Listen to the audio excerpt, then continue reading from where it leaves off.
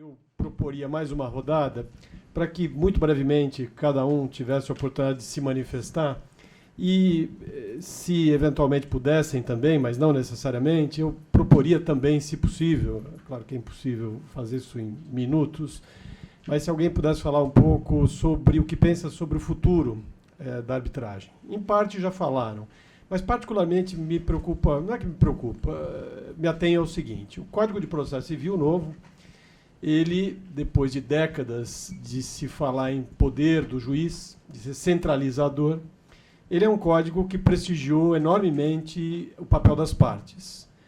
Poderia dar inúmeros exemplos, mas me atenho à regra do artigo 190, que permite, de forma ampla, a convenção das partes em matéria processual. Então, uma pergunta que dirijo à mesa, sem prejuízo de ignorá-la, né, que ela seja ignorada porque achem que há mais dados relevantes, é cedo para julgar arbitragem em 20 anos. Né? Da mesma forma que nós louvamos a arbitragem, aqui e acolá há queixas, ela não é unânime. Não é? Nós mesmos, ao levantarmos aqui, ao compormos o painel, ouvimos lá da parte de empresários, provavelmente alguém que perdeu na arbitragem, mas um certo desagrado. Há críticas, e elas devem ser encaradas, não é? Ignorar é pior. Há críticas, eventualmente, de decisões, salomônicas, né? De eventualmente decisões que talvez deixem se permear um pouco pela origem da arbitragem. E a arbitragem é um ser mutante. A minha pergunta é, o poder que nós possamos dar às partes e fazerem perante o Poder Judiciário um processo diferenciado pode, de que forma, afetar a arbitragem? Talvez até prestigie, eventualmente, ao estimular a participação das partes. Então, voltando, não sei se você tem alguma coisa... Eu já tenho duas perguntas aqui que eu acho que, digamos, podem navegar no leito que você abriu aqui. Posso fazê-las? Por favor. Para consideração da mesa? O presidente quer falar antes? Ah, tá bem. Então tá bom. O presidente quer falar e depois a gente prossegue. Não, perdão, não é que eu queira falar, eu quero me desculpar. Porque eu, como já tinha dito anteriormente, eu tenho que me retirar. Simplesmente quero dizer que apreciei muito, porque, primeiro, que essa lei eu acompanhei desde o seu nascimento, sobretudo por causa do Marco Maciel, que se apaixonou pela tese da arbitragem. E depois, porque eu vi uma referência aqui ao Brindeiro, que geralmente é maltratado, é chamado de engavetador-geral da República, quando ele é um homem brilhante. E que na maior parte dos casos que diz que ele engavetou eram não casos, era uma luta política que ele segurava, porque podia ter excessos negativos, mas é um professor formado, um advogado com doutorado em Yale e brilhante em muitas das suas decisões. Depois eu queria dizer também o seguinte, essa questão que nós estamos assistindo é porque o direito se renova. Eu me lembro muito bem, quando eu era muito jovem ainda, e o Cesarino Júnior, que era professor da Faculdade de Direito aí do Lago São Francisco, me convidou para dar um curso de Sociologia do Trabalho lá na Faculdade de Direito. E, naquela época, isso era inusitado, porque não se discutiam temas com professores de fora da faculdade, e vice-versa, sempre era assim. E era óbvio que, no caso da legislação trabalhista, a conversa com a sociedade é natural, é imediata.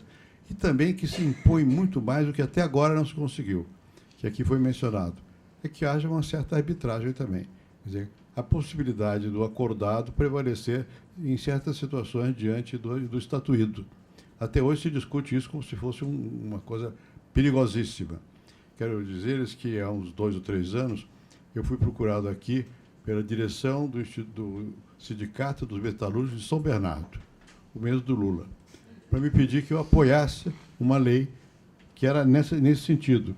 E, na verdade, quando eu estava na presidência, o ministro do Trabalho, que era o Dornelles, tinha já proposto isso ao Congresso, uma mudança na Constituição, que a Câmara aprovou e, infelizmente, o presidente Lula retirou do Senado antes de que ele votasse, que era para permitir um espaço maior de ajuste, de negociação.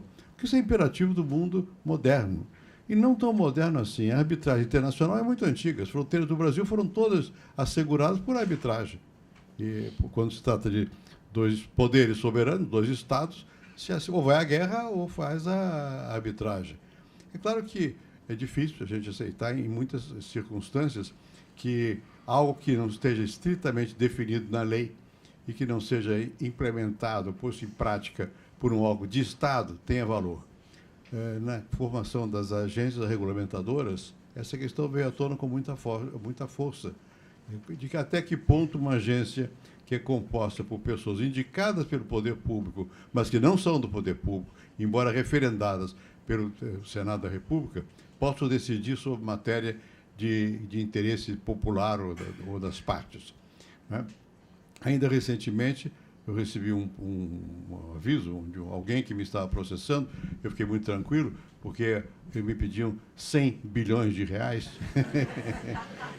Eu fiquei mais tranquilo ainda, porque o pedido era isso para ser repartido, o José sabe, entre Lula, eu, o Alain, o Palocci, éramos vários. Então, nós íamos poder fazer uma vaquinha e pagar, e o Sarney e pagar. E o fundamento era esse. Houve um aumento de tarifa em algum momento, que foi decidido por uma agência reguladora, e, segundo o litigante, a agência reguladora estava absorvendo uma função que era típica de Estado. Então, sempre há essas discussões. Mas, pelo que nós vimos aqui dessa nossa mesa redonda, está se vendo que houve avanços. E é natural que as coisas não se tenha muita certeza. E, crescentemente, diante da preeminência da vida econômica e da sua internacionalização, nós vamos ter que nos ajustar em muitos dos nossos institutos para que haja uma certa eficácia. O próprio Estado, na medida em que ele tem empresas, como é que ele vai fazer um contrato com outra empresa e não está submetido às regras que não são dele próprio Estado? É necessário. É um processo lento, mas temos avançado.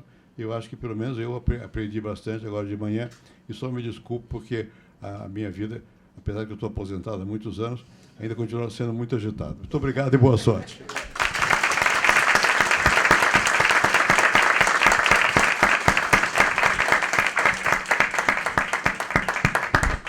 Flávio, então, retomando, eu vou fazer perguntas que me chegaram aqui da plateia. Eu vou tentar ser o mais breve possível.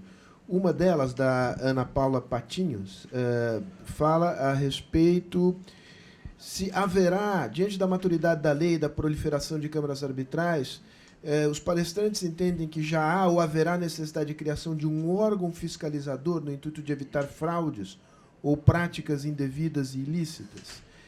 São três, eu as farei rapidamente. Jors Petran Kalman faz a pergunta: pode um árbitro não formado em escola de direito brasileira julgar um caso que está submetido à legislação brasileira? Haroldo, perdão, o sobrenome aqui eu não vou conseguir ler. Versosa, obrigado. Fala sobre gargalos na arbitragem, excessivo processualismo, demora excessiva, necessidade ou não, me parece que aqui é uma pergunta, de uma expertise arbitral. Reconhecidos esses gargalos, o que fazer?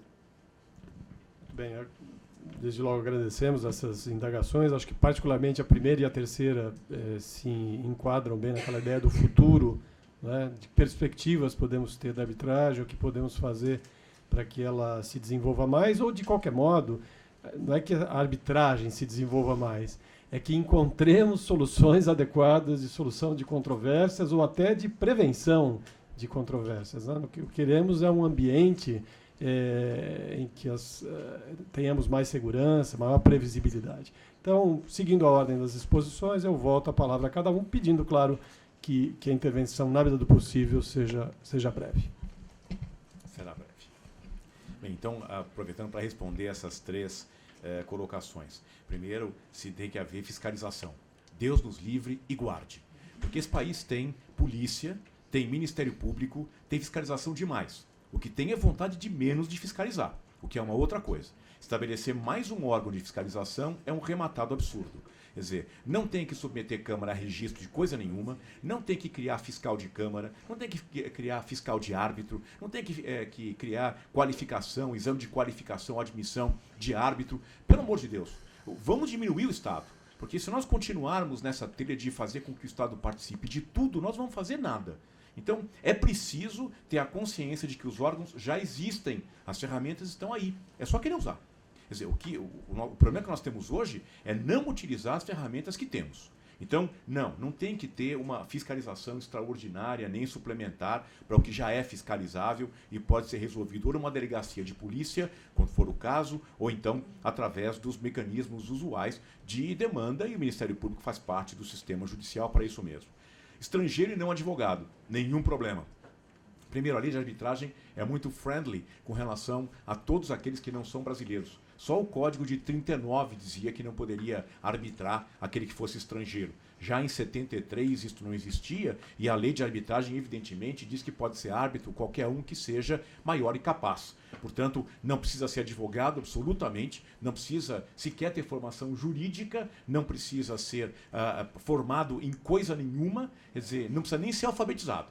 A lei de arbitragem foi absolutamente ampla em relação a esta questão. Gente, a autonomia, liberdade e responsabilidade. Isso é o tripé da maturidade. Quer dizer, cada um escolhe o árbitro que quiser, só não reclame depois. Os italianos têm um ditado que eu acho que é uma lição de vida. Quem é causa del suo mal, pianga se stesso. Quem é causa do seu mal, que chore. Isto é responsabilidade com liberdade. A lei de arbitragem é baseada na liberdade. Cada um faça o que bem entender. Agora, vai responder pelas suas escolhas. Então, não problema nenhum. Estrangeiro, não advogado, são todos bem-vindos. Gargalos. O processo. Vejam, o processo é a salvação da humanidade. Não é a causa dos seus males. A má utilização dos processos por aqueles que não sabem, a grande maioria da patuleia, né?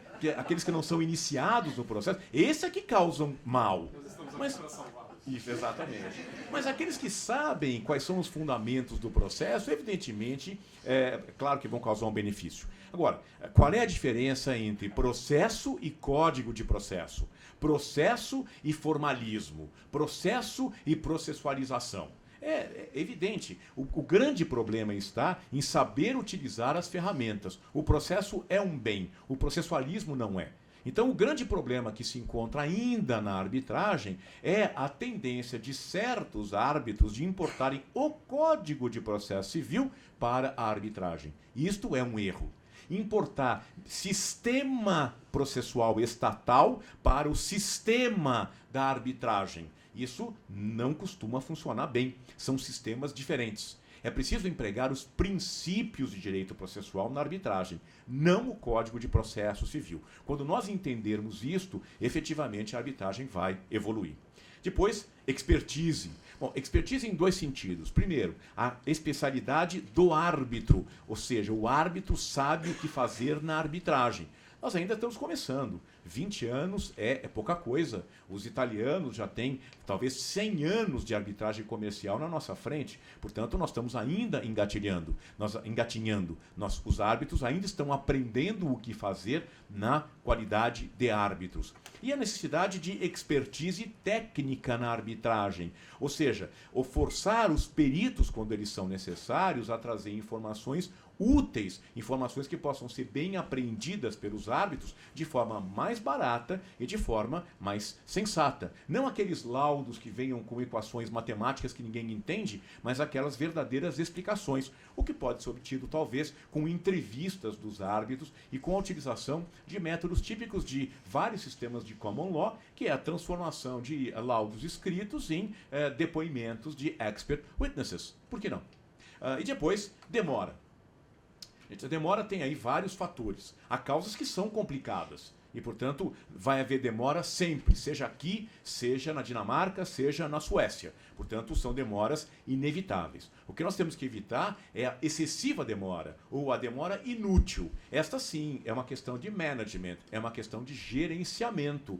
Mas isso é culpa dos advogados. O advogado que contrate um árbitro especializado para que a arbitragem corra de maneira mais rápida. Se ele contratar um árbitro mais demorado, um árbitro menos especializado, um árbitro que não tem esse punch, que é típico da arbitragem, é claro que ele vai pagar pela má escolha. Se quiser uma arbitragem rápida, procura no mercado. Quem é o árbitro mais pungente? Quem é o árbitro que costuma fazer com que a arbitragem funcione? Quem é aquele que organiza melhor a audiência, que prepara estas audiências, que chama os advogados para a preparação dessas audiências, utilizando aqueles mecanismos que nós conhecemos há anos e que agora foram incorporados no Código de Processo Civil. De novo, é uma questão de escolha, é uma questão de querer. Mas acho que as questões estão bem identificadas, sem dúvida.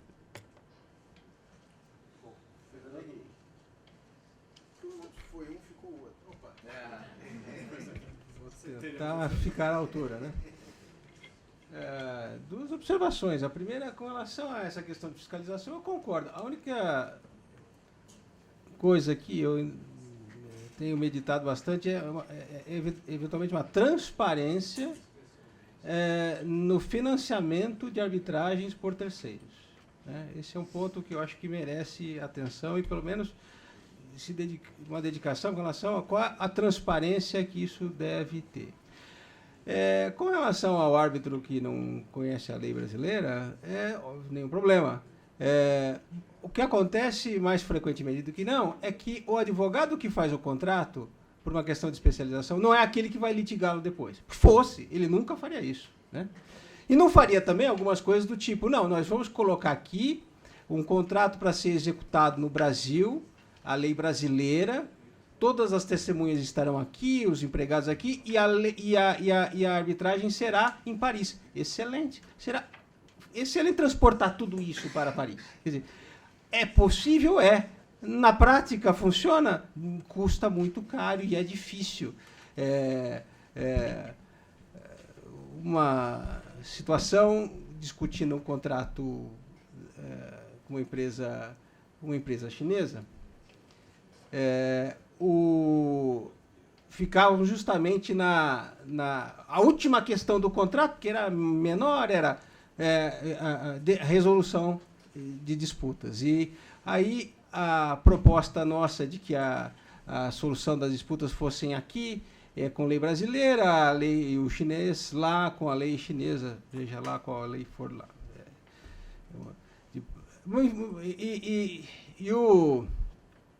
E o presidente da empresa chinesa chegou com uma decisão salomônica. Não, então vamos fazer o seguinte, se vocês iniciarem a disputa será com base na lei brasileira, só que aqui na China. E se nós será com base na lei chinesa, só que lá no Brasil. Aí eu perguntei a ele se ele conhecia a história do velho rei Salomão, que a ele foram levadas duas mulheres com uma criança reclamando serem a mãe, e ele mandou dividir a criança. Eu falei, o que o senhor está fazendo é exatamente... pode parecer justo, mas vai matar a criança. Então, a questão aqui, com relação a essas situações, a gente tem que tomar cuidado para não matar a criança.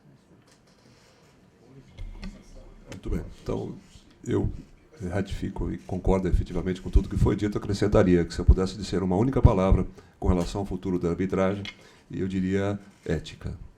Quanto mais éticos formos, melhor a arbitragem e os sistemas funcionarão. Então, é nesse sentido. Quanto ao aspecto do controle, eu gostaria apenas de acrescentar alguma coisa, porque eu ainda olho a arbitragem do ponto de vista dos entes públicos. Né? E o ente público gere dinheiro público, portanto, há deveres de prestar satisfação à sociedade sempre com grande frequência. Eu acrescentaria aí que já há controles demais no país. Né? E nós ficamos nos perguntando quem controla o controlador, que é uma pergunta sem resposta. Se aplicarmos as regras existentes no mundo ideal, eu diria que a arbitragem no campo estatal partiria inicialmente de uma devida fundamentação da autoridade administrativa quanto aos motivos que estão levando o Estado a aderir àquela arbitragem. Devidamente fundamentado no âmbito administrativo, daríamos total publicidade a tudo que está ocorrendo dentro do campo da arbitragem. E, ao final, a decisão arbitral também ficaria à disposição do público para quem quiser consultá-la no âmbito, por exemplo, da internet. Então, transparência, controle e ética precisam ser reforçados, mas diante dos instrumentos já existentes. Então, corregedorias, Ministério Público tribunais de conta, órgãos também fiscalizadores externos e tudo mais, que podem efetivamente conferir segurança à arbitragem, como disse o ministro agora há pouco. Precisamos de segurança no ambiente em que a confiabilidade é o fator preponderante para que os negócios efetivamente se realizem. Posso fazer uma intromissão indevida? Só uma questão de esclarecimento de quem é absolutamente leigo. Mas imagine uma situação, digamos, pode ser absurda, mas em que há um litígio entre um ente privado e um ente público. E a maneira de acomodar esse litígio é o ente público, digamos, concordar com a hipótese de, digamos, fazer um aditivo àquele contrato, né, de alguma maneira, lesivo aos cofres, lesivo à sociedade, a um terceiro que não participa daquela negociação. Os órgãos de controle têm incidência sobre essa arbitragem, ou essa arbitragem, digamos se subtrai à jurisdição dos órgãos de controle? A pergunta é extremamente interessante e me lembra a importância da formação da vontade estatal quando ela pratica um determinado ato. Não é? Ao contrário de um particular, o Estado tem uma formação de vontades dissipada entre vários órgãos. O governador não decide sozinho, o legislativo não decide sozinho, tudo há uma conjuntura que às vezes leva o Estado, inclusive, a voltar atrás nos contratos que afirmou, que firmou e tudo mais. Mas a resposta, objetivamente falando, é sim. Tudo que acontecer dentro da arbitragem é passível de ser revista no âmbito da administração pública. Mas vejam bem, essa é uma afirmação interna corporis. Porque dentro da arbitragem, uma vez assumido o compromisso arbitral, há o dever ético de continuar, há o dever de não venire contra factum próprio, de não desdizer aquilo que já foi dito, até para dar segurança. Então, se eu fosse árbitro dentro de um litígio onde o Estado está participando, eu encontraria o Estado, às vezes, tomando posturas um pouco contraditórias, mas a mim pouco importa qual é a postura dele. A minha função é de julgar. Dentro da administração pública, todos os passos daquela arbitragem serão revistos, não com o intuito de rever a decisão arbitral, mas com o intuito de reavaliar a conduta das autoridades administrativas que geriram aquela arbitragem daquela forma. Portanto, o governador ou qualquer outro membro, secretário de Fazenda, pode ser questionado e processado no âmbito administrativo porque errou na arbitragem, porque tomou decisões prejudiciais, contraditórias e tudo mais. É isso. Interessante isso também, complementando. Como a arbitragem é um método heterocompositivo, quer dizer, a jurisdição que se resolve ali é uma forma de compor o conflito de interesse, aplicar a lei ao caso concreto, enfim. Outra situação é a mediação, né? Eu não sei como, talvez o Marcelo possa esclarecer se isso já está alinhavado aqui no âmbito estadual, por exemplo, se isso já está caminhando para a regulação da mediação. Infelizmente não, porque a postura do Executivo é tradicionalmente de esperar que o Legislativo tome a frente. Portanto, enquanto não houver uma lei disciplinando como se faz a mediação, como agora apareceu, dando um conforto maior, como se faz a arbitragem com entes públicos, enquanto não houver uma lei autorizando a fazer a mediação, o administrador público se sente desconfortável e não vai dar nenhum passo nesse sentido. Inclusive porque a questão da indisponibilidade do interesse público, ela nos cega no Brasil, em alguns lugares, há séculos. O que é tudo indisponível, não é? Ir à arbitragem é abrir mão de alguma coisa, é tornar disponível o que não era.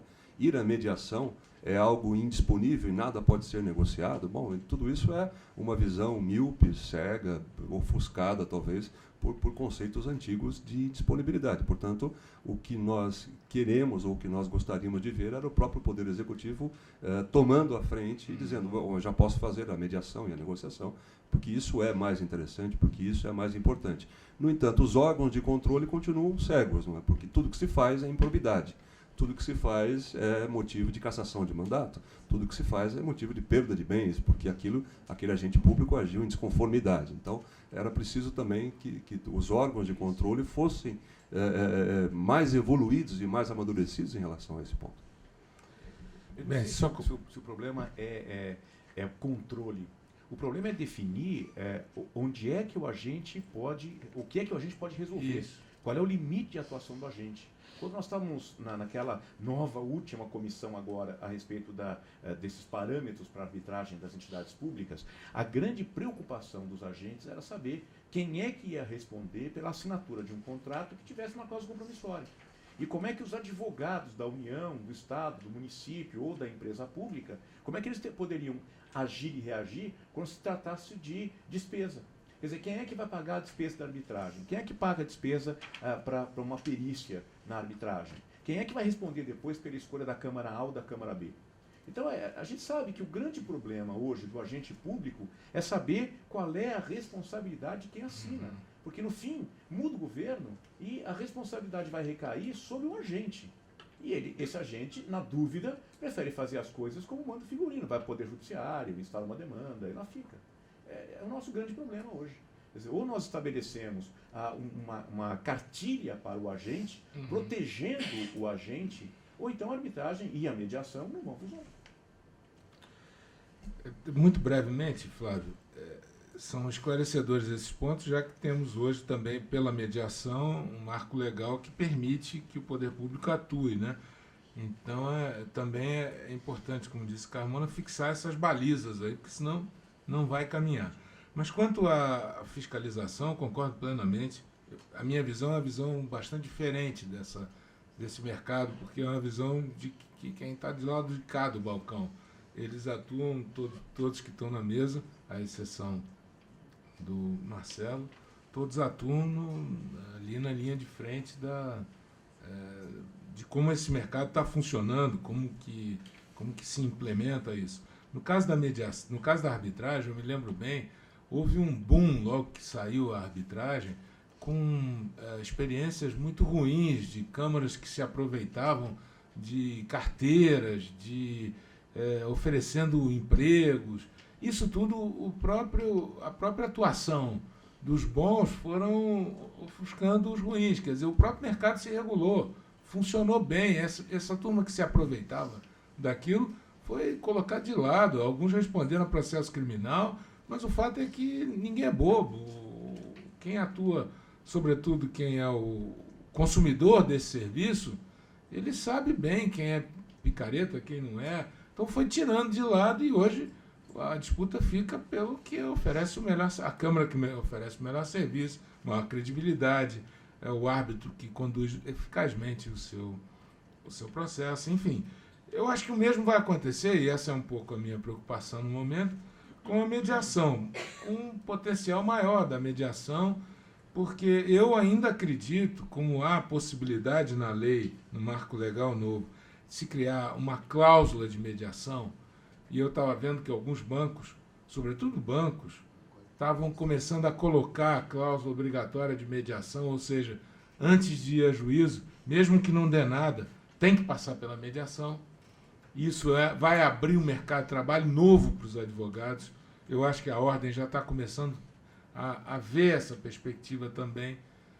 Creio que essas câmaras vão florescer e eu acho que tem um potencial de desenvolver essa mediação de massa. Mas também vamos ter que ter o cuidado para que isso não aconteça um pouco do que aconteceu lá, e lá foi eficiente o mercado de extirpar essa pilantragem. Eu acho que agora também temos que ter esse mesmo cuidado, mas estou de pleno acordo que quem vai fazer isso é a autorregulação, é o funcionamento eficiente do sistema. Se o poder público meter a mão ali, pode esquecer que não vai funcionar. Árbitro estrangeiro, o Carmona já respondeu. Por que não vai funcionar? Não é porque eu sou descrente do poder público, não, é porque aquilo é para ter responsabilidade privada mesmo. Foi criado, idealizado para ser privado, não foi idealizado para ser público. Não pode ter ingerência do poder público. Pode ter, como disse o Marcelo, verificando a atuação interna de cada um que participou daquele processo, mas não atuando no funcionamento do mercado privado. E os gargalos já foram ditos aqui. Eu acho que o maior desafio agora da arbitragem é fazer um vis-a-vis com o novo CPC e ver aonde está sendo o questionamento. Porque tem gente, como disse o Flávio, que ficou, que está um pouco insatisfeito e que não quer se utilizar, provavelmente quem perdeu a demanda, não quer se utilizar de jeito nenhum da arbitragem. Mas é importante avaliar quais são os pontos, sobretudo essa questão do custo da arbitragem, comparando com o custo judicial. Nós temos uma justiça extremamente barata, acessível, com uma prodigalidade de deferimentos, de gratuidade de justiça, que precisa ser pensado, porque se você tem uma justiça que é fácil, barata, você realmente não tem um atrativo para uma causa cujo valor não seja elevado de ir a outros métodos de solução extrajudicial. Então, essa questão do custo da demanda também precisa ser bem avaliado. Hoje nós temos um custo muito barato e bastante permissivo. O resultado disso são 100 milhões de novas demandas. Muito bem. Se me permitem, então, tendo em vista o horário que atingimos, certamente haveria espaço para debate, mais debate, mas, na qualidade de mediador desta mesa, eu penso que atingimos o nosso objetivo. Contamos aqui com exposições que tocaram, pelo menos, em pontos relevantes.